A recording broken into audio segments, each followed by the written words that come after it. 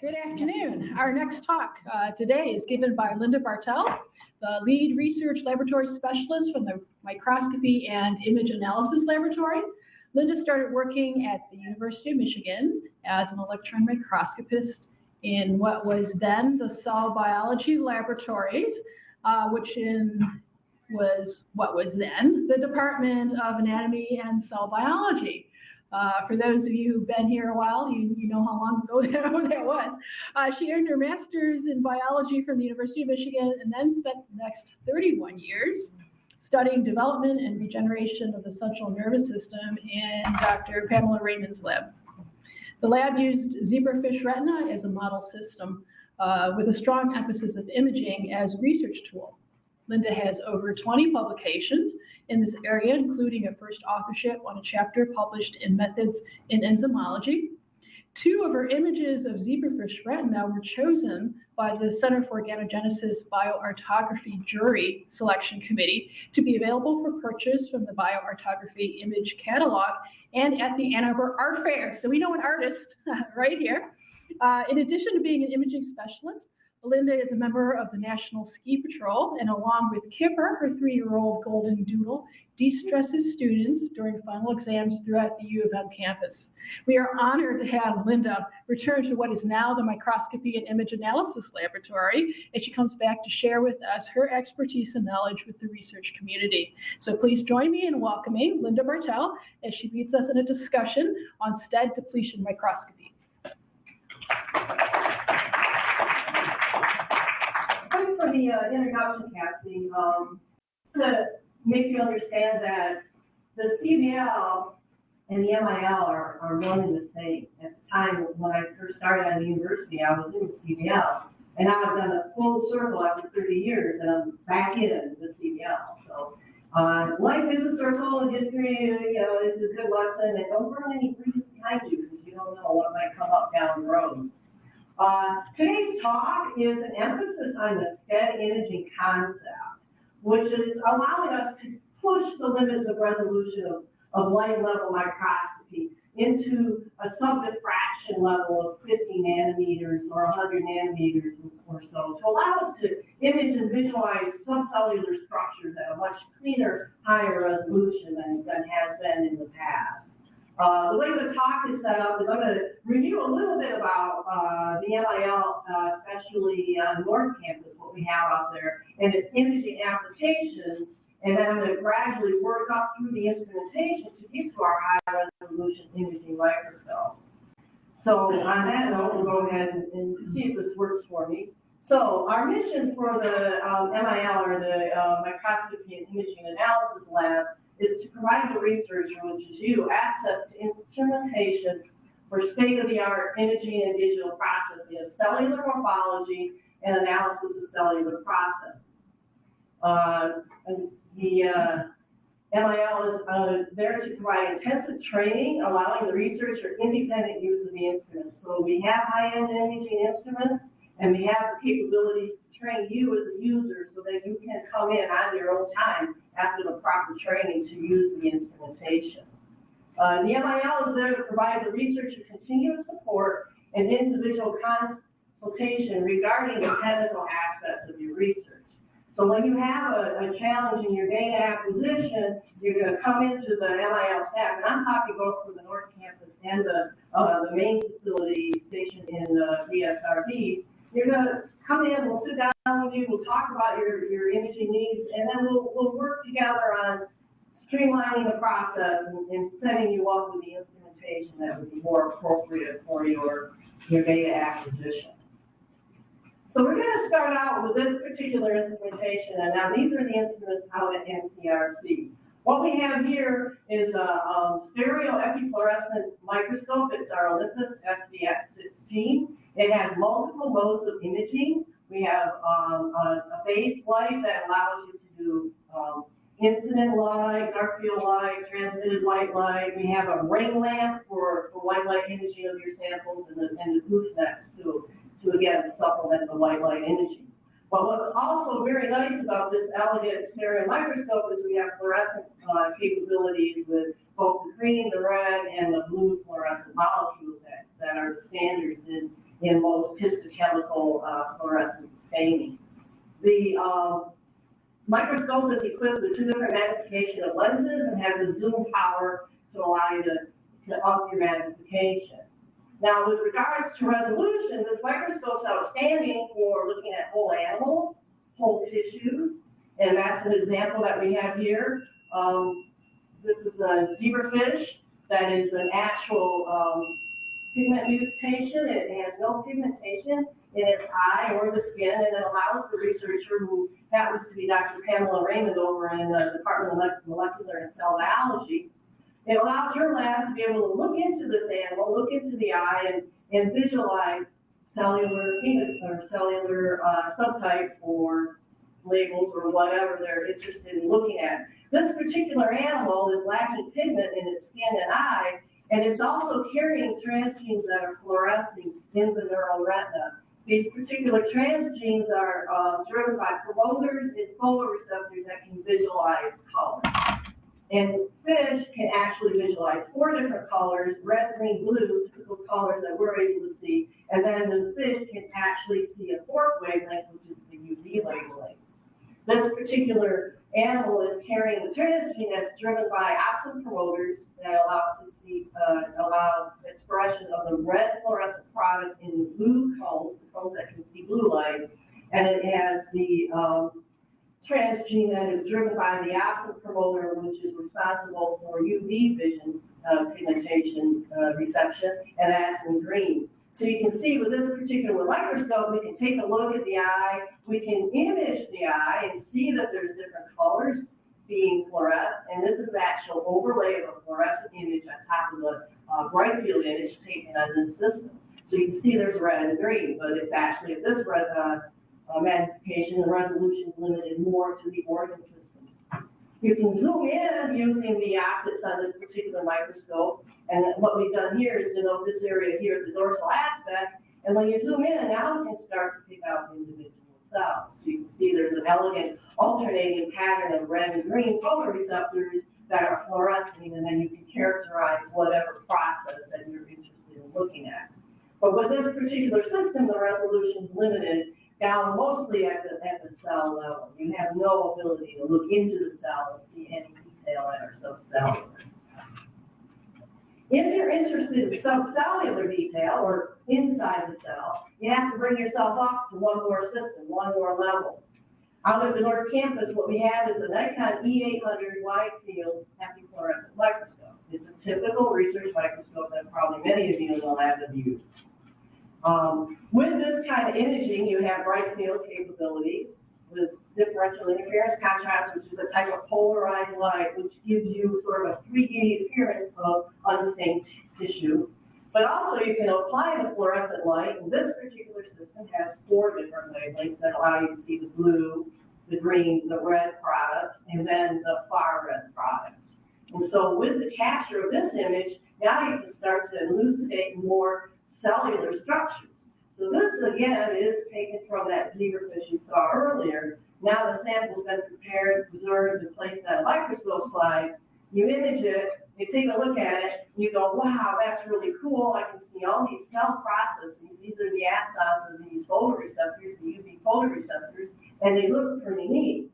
But with this system, our resolution is limited because we've lost quality of the image, because the out of focus light now is also interfering with our image.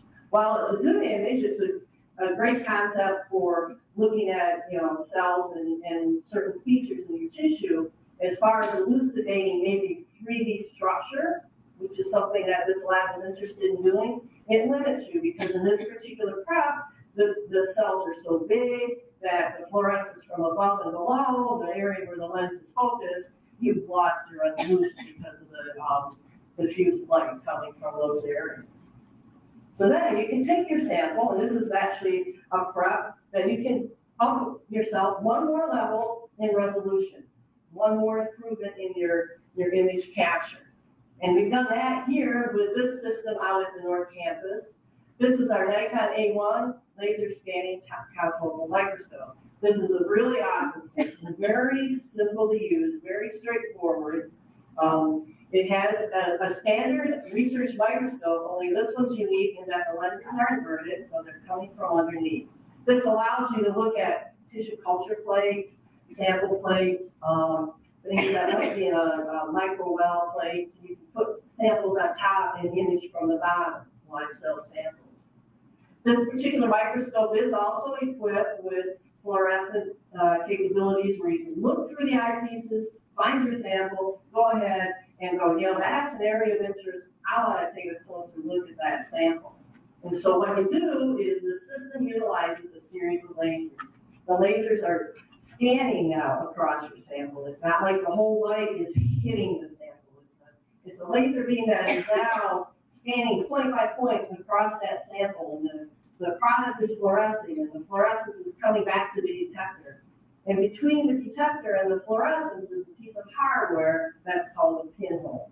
And that piece of engineering allows you to then block out that out of focus light that we had in the previous sample above and below your area of focus. So now we've improved our image quality and our image resolution, and we've eliminated any of this out of focus light that we saw previously with a wide field microscope.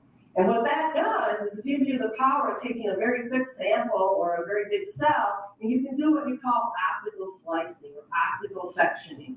So the stage is power driven to focus up and down, and you can set it such that it automatically refocuses at multiple levels. You capture your image, and then you have a series of optical sections.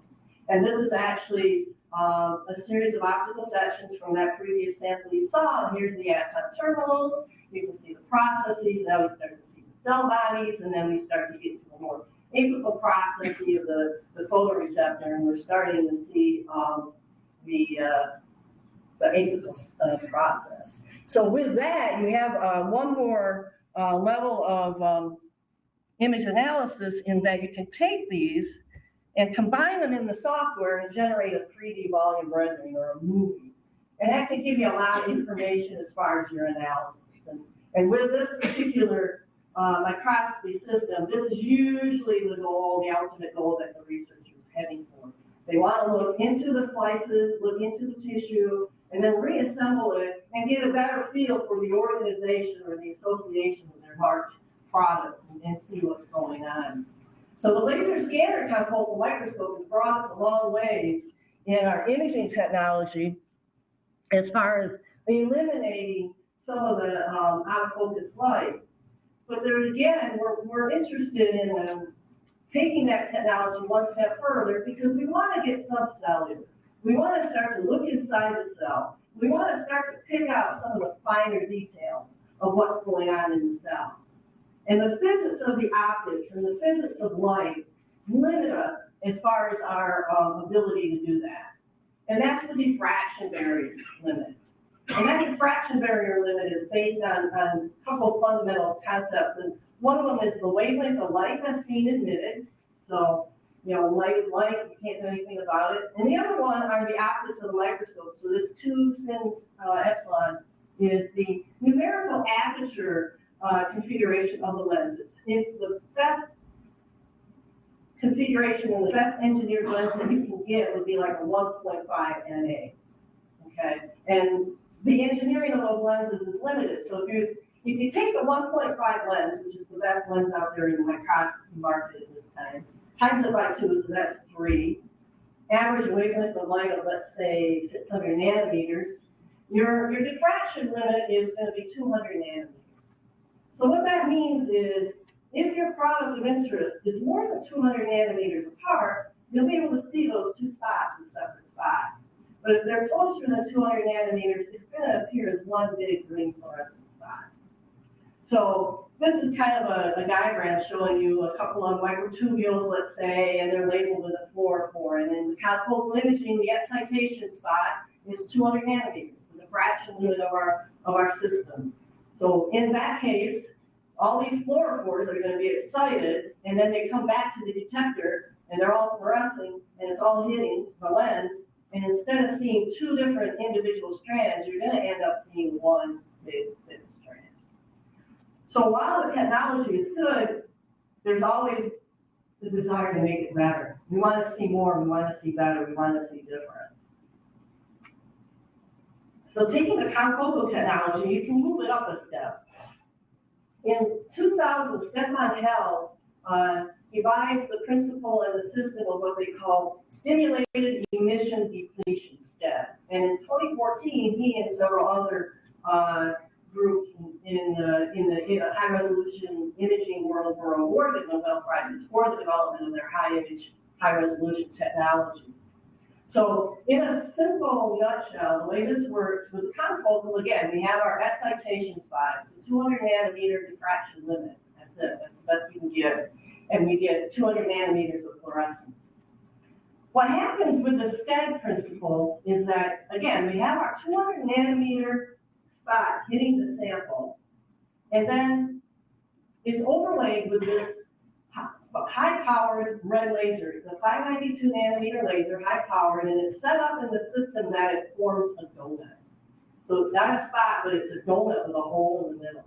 And that hole in the middle can be controlled, the size of it can be controlled by how much power you apply to this STED laser.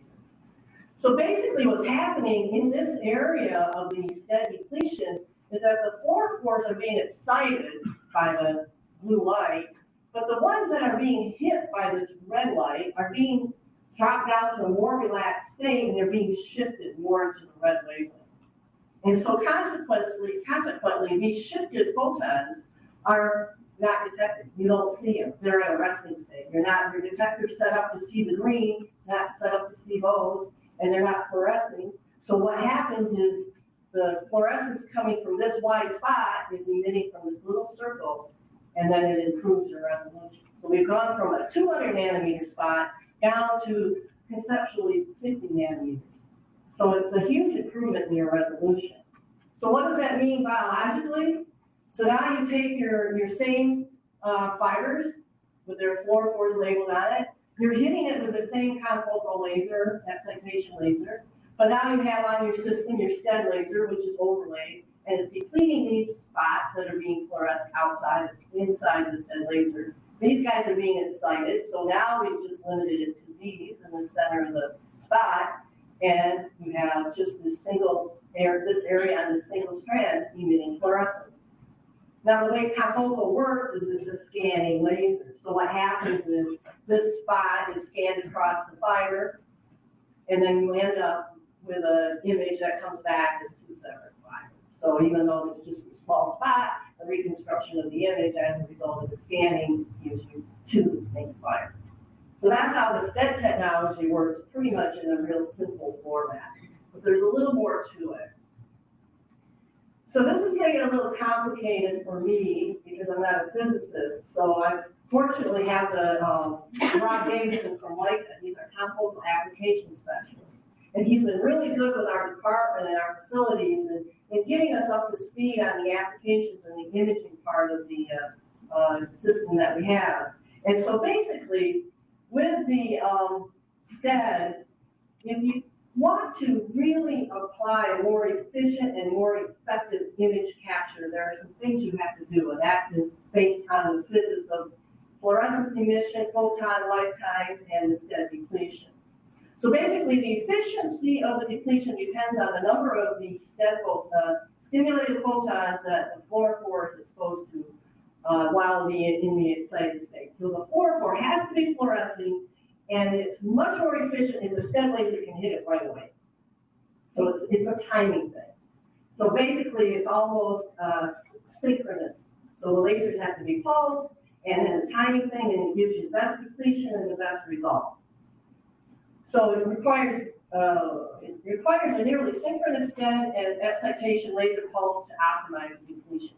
So a system configured as STED pulse and excitation pulse is out there. It was out there. I mean, it is out there. And it's more the initial system, but it's not a very practical system. It's not a system that would be easy to put up into a core facility, and it takes time and effort to maintain it and do the elements and whatnot.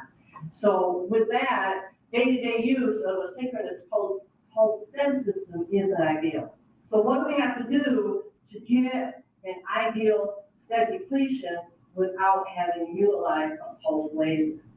So what you can do is look at the physics of fluorophore and photon lifetime. So the lifetime of a photon emitted from an excited fluorophore varies, and the STED laser is more efficient at silencing fluorophores with a longer lifetime. So you get your fluorescent molecule of light, and it's emitting photons. And those photons are coming off at random times, okay? And the STED laser is much more efficient at knocking down the, and efficiently depleting the laser photons with a longer lifetime. The shorter lifetime photons with faster guys are escaping, pretty much they're escaping the STED depletion. So by eliminating the use of a very difficult pulse STED laser, you can introduce a continuous wavelength STED system. It's simpler, more cost effective, but there's lots of resolutions because of those fast photon or those short wavelength photons escaping the STED depletion, because it's a continuous wavelength STED now, and it's not as effective, and those short wavelength photons escape the depletion, and consequently, you're losing your resolution that you had gained earlier.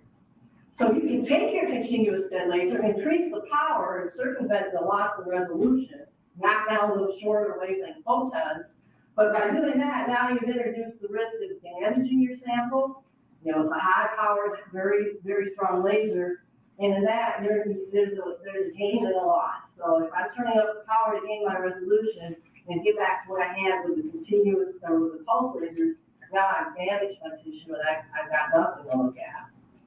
So the way to work around, okay, so this is a diagram kind of to sort of give you a picture view of what's happening. So this is a continuous STED donut, and then this is the fluorescent twice spread function. So the sample is being hit by the blue light, the fluorescence comes back, and when this is overlaid by the STED donut, there's actually a spatial and temporal variance of the photon lifetime in this diffraction spot. So what's happening is, in the center of the spot are your longer lifetime photons that the STED laser is much more efficient at depleting, and then at the edges of the spot are your shorter lifetime photons, which are the ones that the STED has more difficulty depleting. So with the spot, there's a variance of time and space, and with the continuous wavelength STED, because now it's a continuous laser, not as powerful, we have variances in the margin of this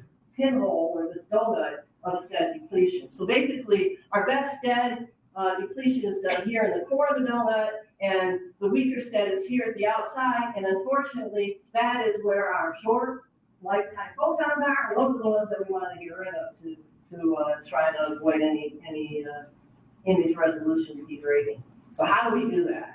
What you do is you add a time gate. So you add a time gate function, and we can do that with a Leica system, which has hybrid detectors on it. So they're photo multiplier, avalanche, photodiode detector hybrids. And with that engineering, it allows you to do some gating, timing. So you can tell the detector to only capture photons that are coming within a certain time bracket. Okay? So with that, we can eliminate the shorter lived photons, which are escaping the STED depletion and which are giving us our poor resolution. So gaining the detection combined with this continuous wavelength, and now we've added white light laser to our system, which gives you a broad range of excitation wavelengths. So now we've got maximal resolution with the continuous STED and gaining, and then we got broad spectrum excitations with our white light lasers. So now we're really ramping things up in our imaging capabilities. So what we've got here with the continuous wavelength is a nice little caveat in that your maximal resolution with a continuous STED laser is done with less power than with the pulse laser. So it's more effective combined with the gaining, and you're heating it with less STED power now.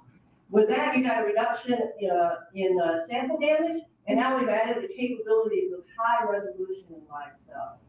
So combined with these two modifications, which are fairly standard now in the market with the continuous STED and the gaining, we've really brought us up our ability to put a system in the lab that's simply used, easy to maintain, and doesn't cost as much.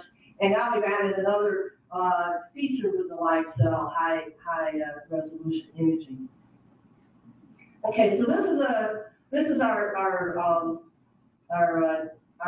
superstar over there in North Campus. So this is our SPA NP confocal super resolution gated continuous wavelength scan, blah blah blah. Basically, we call it our SPA confocal. This thing can do anything except cook dinner.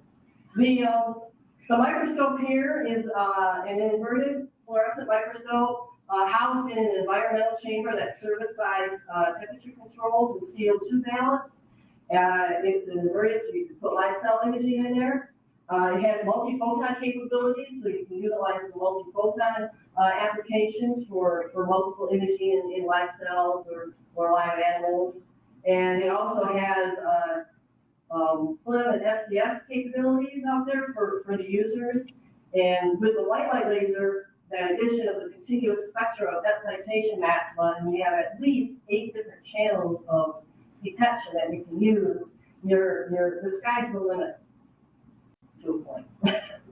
So anyways, this is the system, and basically it's a really intimidating looking system when you first walk in, but once you get used to it, it really does do a wonderful job, gives you wonderful images, and it's very straightforward to use. So the thing that's really nice about adding this SCED technology, which can be retrofitted to a conventional, like a confocal microscope. If you already have the light there, just add the SCED. That makes it sound so simple. But it can be retrofitted. So basically, all the SCED does is it's an adaptation of standard confocal technology. If you know how to do confocal, you'll be able to do the SCED without any difficulty. It's a state-of-the-art system which brings us down to 50 nanometers of imaging, which was unheard of 10 years ago in light-level microscopy. Detection uses your standard fluorescent dyes and your standard fluorescent proteins. Enhanced green fluorescent protein is a fantastic sample for SCED imaging. And then you're very easy to do live cell and your prepared samples in microscope sections.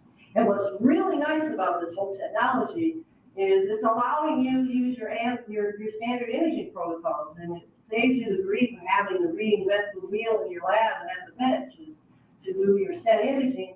You're pretty much already there as long as you're using proper fluorophores and proper anti-fade bounding media. So it makes it very simple to take yourself from your standard imaging, confocal or even wide field fluorescence, and bring yourself by utilizing the system up to a 50 nanometer detection mode. So these are some samples of SCED images that were acquired using the system by some users in the facility. This is a group in the Department of Microbiology. These are activated macrophages, and it's really unfortunate because I don't think the screen does justice to what you can see. But these are activated macrophages that are stable on hyaluronic acid. And so this image here is a conventional confocal image, and it's highlighted some of these structures here. You know, they look pretty, there's some, these are definitely more than 2 nanometers apart, and you can resolve them. But some of these features have kind of a globular appearance to them. But when you take this and you apply it to the SCED system, the laser, what you can do now is we're starting to pull out higher resolution, and this particle, which is kind of a smear, is now definitely 2 particles. And in this particular sample, you can pull out 3 separate little particles, where here you can't see it. And here you got definitely 2 separate particles. So it really does bring up your ability to do fine-tune imaging and help enhance your resolution. This next image are epithelial cancer cells. This is from a group over there in NCRC. It's the Lycera Pharmacology group, so they're doing some cancer research. This is actually a cancer epithelial cell labeled with an alpha-tubulin marker. So it's your standard, tubulin appearance, tubular network. And with this particular image, there is definitely some blurring. We got some detail here. But when you throw the SCED on here, especially here, you can really start to pull out more of the detail within the fibrous network. And so, here with the 1 micron scale bar, you can see that we've really brought down the resolution quite a bit with the imaging. So on that note, what I'm hoping that you guys can take away from this is that imaging isn't all inclusive. There's multiple modes of imaging and multiple forms and multiple equipment out there. It's just a matter of looking at your project, looking at your questions, and trying to decide what do I need to get there. And utilizing the MIL staff and both our course here on the Memphis campus and the core at North Campus will certainly help you point you in the right direction. And then our association with the Leica group has really brought us up another level of imaging on campus here, utilizing that microscope. And at the time, 3 years ago, when we installed it, it was one of a kind in the country. So our relationship with Leica has really helped us as far as bringing our level of imaging up and supplying you guys, your research, with the best capabilities possible. So thanks for your time. If you have any questions, I'd be more than willing to deal them.